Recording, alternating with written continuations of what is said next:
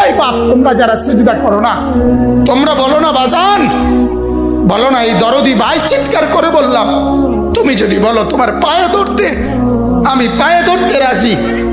তুমি যদি বলো তোমারে জড়িয়ে ধরে কাঁদতে, আমি কাঁদতে রাজি। তুমি বলো কেন আল্লাহর সাথে রাগ করলা? কেন আল্লাহর সাথে রাগ করলা? কেন আল্লাহর সাথে নারাজ হইলা? কেন সেজদা কপালে জুটলো না?